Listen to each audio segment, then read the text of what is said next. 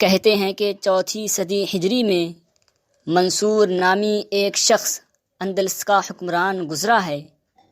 اس نے کسی جرم میں ایک آدمی کو گرفتار کر لیا تو مجرم کی والدہ نے بیٹے کی رہائی کے لیے رحم کی اپیل کی، جس اپیل کے بعد منصور اور زیادہ بگڑ گیا اور قلم ہاتھ میں لے کر لکھنا چاہا کہ اسے پھانسی دی جائے، لیکن لکھا گیا اسے رہا کر دیا جائے۔ وزیر نے وہ رقعہ لے کر اس کی رہائی کا حکم جاری کر دیا۔ منصور نے پوچھا، اس رقعہ میں کیا لکھا ہے؟ تو وزیر کہنے لگا کہ فلاح کی رہائی کے لیے لکھا ہے۔ منصور یہ سن کر بھڑک اٹھا کہ اسے پھانسی دی جائے، رہائی کے لیے کس نے کہا ہے؟ وزیر موصوف نے اس کو پرچی تھما دی جس پر اسے رہا کر دیا جائے یہ لکھا تھا۔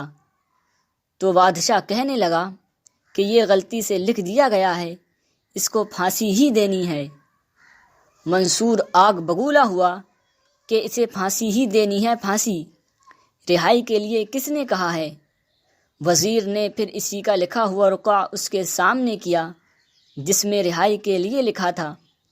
تو بادشاہ کہنے لگا یہ غلطی ہو گئی ہے، لیکن تیسری بار بھی اسی طرح ہوا۔ منصور کے قلم سے پھانسی کی بجائے اس کے لیے آزادی کا پروانہ جاری ہوا۔